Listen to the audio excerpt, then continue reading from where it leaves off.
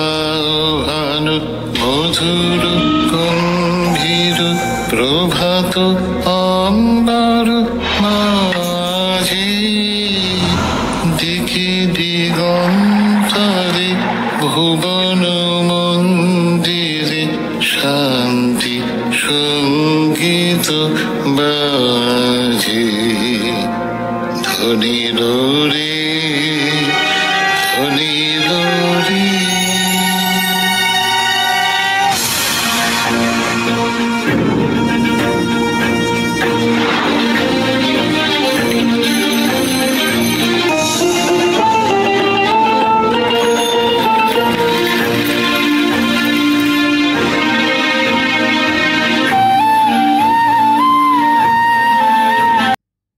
নমস্কার, people's voice নিউজে আপনাদের সবাইকে স্বাগত। সকালবেলা উঠে সংবাদপত্র চোখ বোলানো আমার বহুদিনের অভ্যেস। ইদানিং শুধুমাত্র সংবাদপত্র নয়, অন্যান্য পোর্টালের খবরও একবার চোখ বুলিয়ে নিই, যাতে সকালবেলায় এগুলো পড়া থাকলে সুবিধা হয়, কি হচ্ছে না হচ্ছে মাথার মধ্যে থাকে। তো আজকে যখন সংবাদপত্রের পাতায় নজর দিচ্ছিলাম, শুধুমাত্র কলকাতা বা দিল্লির খবরের সংবাদপত্র বা পোর্টালের সঙ্গে সঙ্গে আমি লক্ষ্য রাখছিলাম ব্রিটেনের সংবাদপত্রের দিকেও, তাদের ওয়েবসাইটগুলোর দিকেও। কারণ আমি বাংলায় থাকি, বাঙালি, তাই ভাবছিলাম যে এই যে বিলেতে গিয়েছেন মুখ্যমন্ত্রী, সেখানে একটা শিল্প সম্মেলন করছেন, বঙ্গ শিল্প সম্মেলন, বিরাট হই হই রই রই ব্যাপার। তো ব্রিটেনের কাগজগুলো, লন্ডনের কাগজগুলো ঠিক কি লিখছে পশ্চিমবঙ্গ সম্পর্কে? এই যে মুখ্যমন্ত্রীর যেটা দাবি, ভাইব্রেন্ট একটা ব্যাপার স্যাপার বাংলায় ঘুরে দাঁড়ালো, বাংলা ঘুরে দাঁড়াচ্ছে, এবং সেখানে উনি যাচ্ছেন যে বিলেতের যারা শিল্পপতি আছেন তাদের উনি আর কি বলতে যাচ্ছেন যে দেখো বাংলায় এসে ইনভেস্ট করো। তাহলে সব থেকে বড় জায়গা কোথায়? ওখানকার সংবাদ মাধ্যম। সেখানে যদি এই যে মুখ্যমন্ত্রীর কথা মতো বদলে যাওয়া বাংলা তাকে দেখাতে হয়, তাহলে তো ওখানকার সংবাদ মাধ্যম সব থেকে ভালো জায়গা। কারণ বিষয়টা তো ধারণা বদলানো, বিষয়টা তো যদি ন্যারেটিভ চেঞ্জের বিষয়ই হয়, সেখানে এই কলকাতা থেকে সাংবাদিক নিয়ে কলকাতার কিছু কাগজে দিস্তে দিস্তে খবর লিখে যে বিশাল শিল্প আসছে, যেটা মুখ্যমন্ত্রী হওয়ার পর বারবার একই এই কানেস্তারা বাজানো হয়েছে, তাতে কি কোনো লাভ হয়েছে? এখনো পর্যন্ত তো অন্তত দেখা যায়নি যে কোনো লাভ হয়েছে বলে। সেক্ষেত্রে ব্রিটিশ সংবাদ মাধ্যমে যদি রাজ্য সম্পর্কে লেখা থাকতো, তাহলে কিন্তু 16 আনার উপর 18 আনা লাভ হতো। একটা লাইনও কোথাও নেই। এই পশ্চিমবঙ্গে যে একটা শিল্প সম্মেলন হচ্ছে লন্ডনে, মুখ্যমন্ত্রী আছেন, সরকারের টপ অফিসিয়ালরা আসছেন বাংলার, সেখানে ব্রিটিশ সংবাদপত্রগুলো আমি তন্ন তন্ন করে খুঁজে সত্যি আমি কোনো লাইন খুঁজে পাইনি। তাহলে সেখানকার শিল্পপতি তারা জানবেন কি করে? তারা বদলে যাওয়া বাংলাকে দেখবেন কি করে? এখানকার সাংবাদিকরা গিয়েছেন, তারা হাইড পার্কে পেছনের দিকে দৌড়েছেন, খুব ভালো, যেখানে খুশি দৌড়ান, দাঁড়িয়ে বাইরে সামনে পেছনে, কিন্তু তার সাথে তারা লিখলে তো শিল্প আসবে না। তারা এই কথাই তো আগেও লিখেছেন। আপনারা কিচ্ছু না, মুখ্যমন্ত্রী যখনই বাইরে যান এই লেখাগুলো দেখবেন, যে সমস্ত সংবাদ মাধ্যম আছে যারা মুখ্যমন্ত্রীর সঙ্গে যায়, একই লেখা দিস্তে দিস্তে দিস্তে, একই লেখা একইভাবে যাচ্ছে। কিন্তু তারপর বাংলায় কি কিছু লাভ হয়েছে? এবার মুখ্যমন্ত্রী সঙ্গে যে সমস্ত শিল্পপতিরা গেলেন, এই একই মুখ একইভাবে যান, কিছু বাঙালি কিছু অবাঙালির সংখ্যাই বেশি যারা মুখ্যমন্ত্রীর বিলেতের সভায় যাদের মুখ্যমন্ত্রী তুলে ধরেছেন।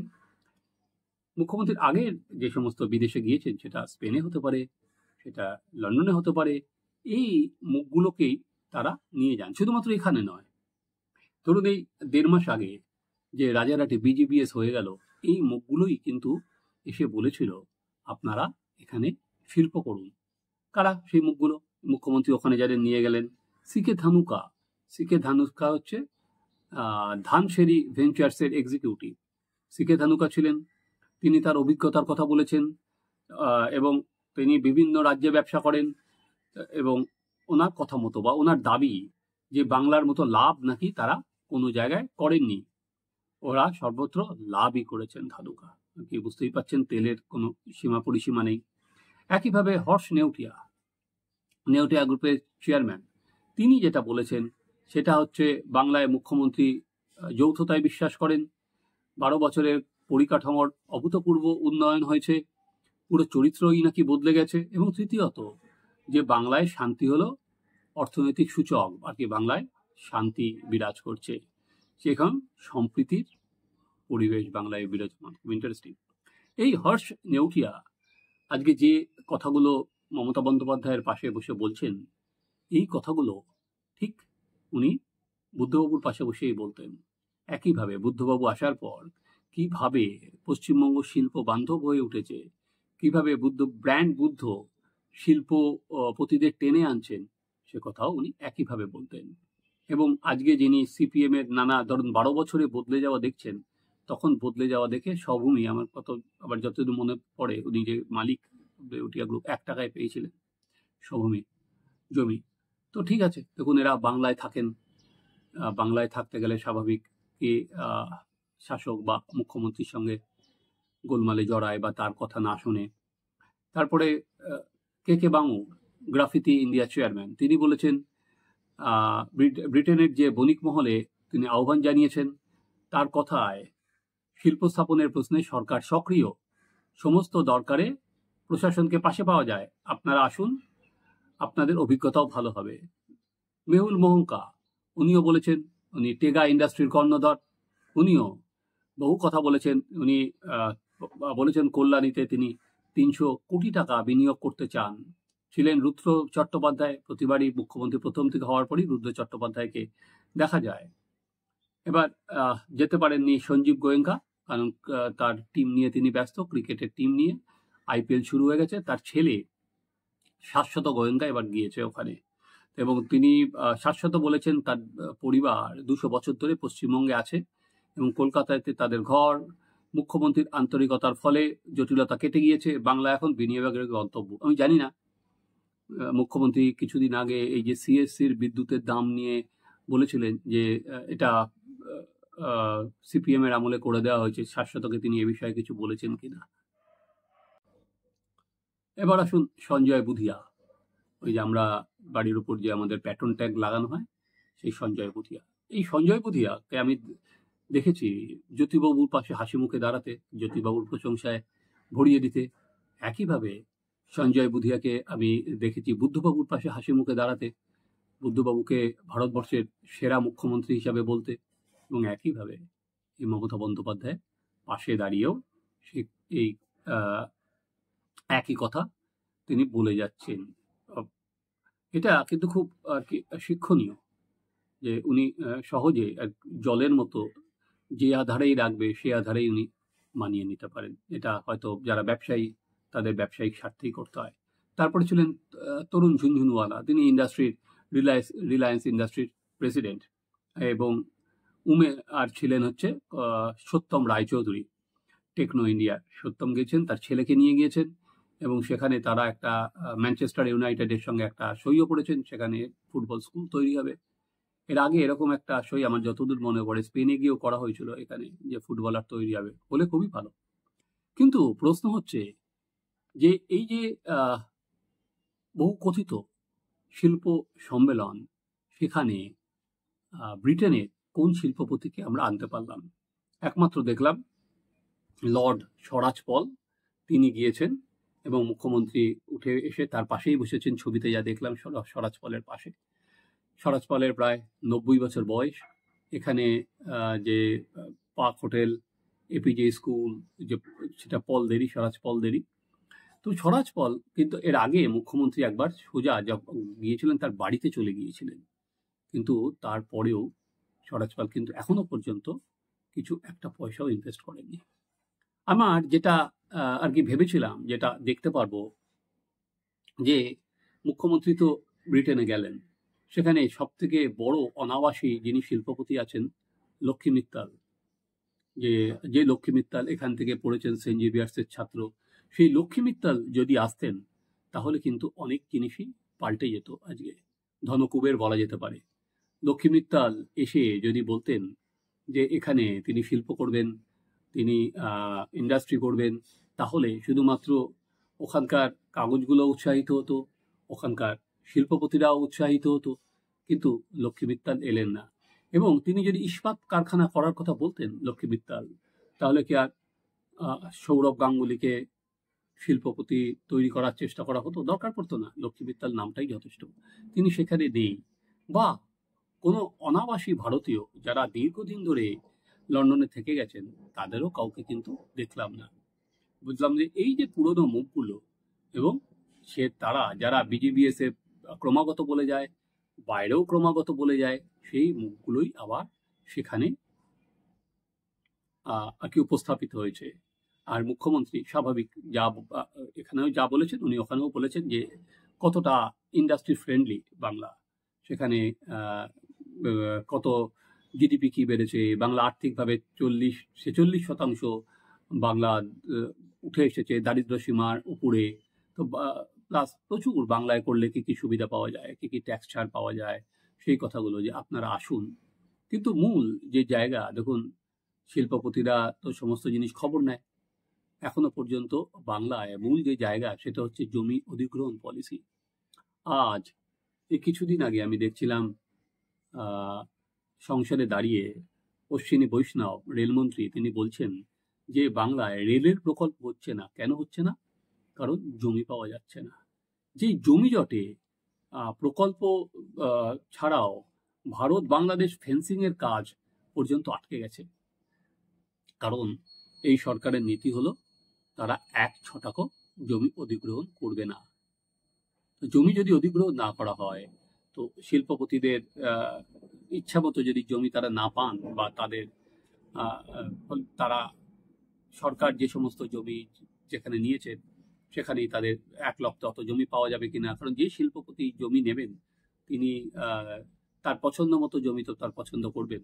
যেটা টাটারা সিঙ্গুরে করেছিল তাদের পছন্দ মতো, তারপরে হয়নি, সেটা একটা অন্য স্টোরি। কিন্তু তাদের পছন্দ মতো জমি কিন্তু বুদ্ধবাবু বা নিরুপম সেন বা তৎকালীন যিনি শিল্প সচিব সব্যসাচী সেন, টাটাদের পছন্দ মতো জমি দিয়েছিলেন। তাই শিল্পপতিরা আজকে দাঁড়িয়ে তাদের পছন্দ মতো জমি চান, তাদের পছন্দ মতো সুযোগ সুবিধা চান, তাদের পছন্দ মতো ইনসেন্টিভ চান।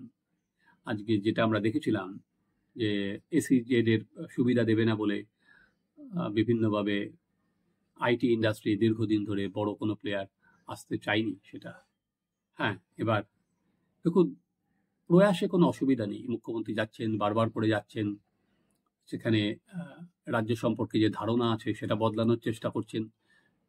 ব্রিটিশ হাই কমিশনে এই কথাটা ঠিক বলেছেন হর্স নেউটিয়া, যে ধারণাটা বদলানো যায়নি। ঠিক তো আমি যেটা দিয়ে শুরু করেছিলাম, যে ধারণা বদলাতে গেলে যেমন লবি করা দরকার, ইন্ডাস্ট্রিতেও তো লবি করতে হয়, সব জায়গায় লবি করতে হয়। সেখানে যে সমস্ত সংবাদ মাধ্যম, তাদের সঙ্গে কথা বলতে হতো।